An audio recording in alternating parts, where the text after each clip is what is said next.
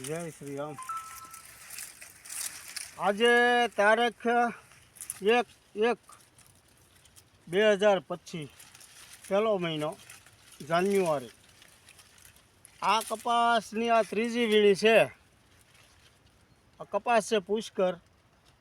ત્રણેય વીણી આ રીતે જ આવી। પહેલી વીણી 60 મણની આવી, બીજી વીણી 80 મણની આવી, આખલી 80 મણ આવશે। અને એ પહેલાં હાવ થળિયાનો એ આપણે 40 મણ આવ્યો હતો ને, 40 મણ થળિયાનો આવ્યો હતો। કપા સારો થાય આ પુષ્કર, વીણવામાં સારું। આમ ડાબકો નાનો તો વીણે બહુ સારો, એમાં કાંઈ ઘટે જ નહીં। આમ હાલ્યો જ આવે તરત, વાર જ નહીં। અને કપાસ વજનવાળો થાય આનો। પુષ્કર વેરાયટી સારી। સ્ટાર્ટિંગમાં જે નવ ભારત નીકળ્યું હતું ને 2002માં, એ આવું જ હતું નવ ભારત। આ રીતે છે માથે પીસડાના ડાબખાઓ તરડી જતા, એ રીતે આ તરડે છે। કપાસ આ પુષ્કર કીડાની વેરાયટી છે।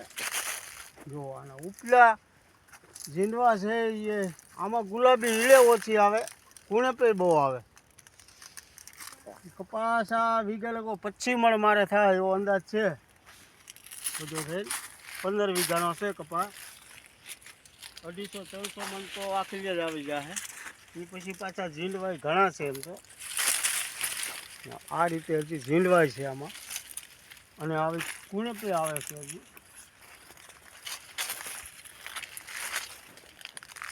પુષ્કરમાં આમ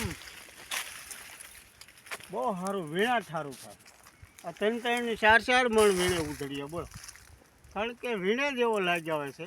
આમ ડાબખો નાનો છે માફક, પણ વીણવામાં બહુ હેલો, બહુ સારો કપાસ થાય છે। આ બાજુ લઈ લે ભાઈ।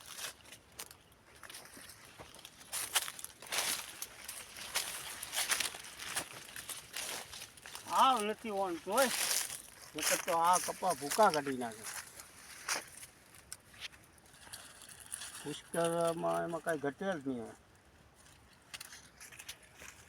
પાસ ખરાય પુષ્કર કિરા જેવી વસ્તુ છે। તો આ રીતે જ ડાબખા થઈ જાય લાગત।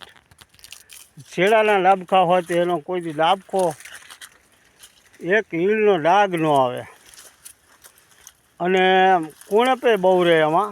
હજી જો અત્યારે આવા ઝીંડવાય છે ને ચાપાય છે, વિઘોટી સારી આવશે કપાસની। હજી ઝીંડવાય છે આમાં ઘણા, અને કપાસ છે આ ત્રીજી વીણી વીણાય છે। રોગ ઓછો આવે, કુણપ સારી છે આમાં, કાંઈ ઘટે જ નહીં। વ્યાભલભાઈ અમારા ભાગીદાર છે।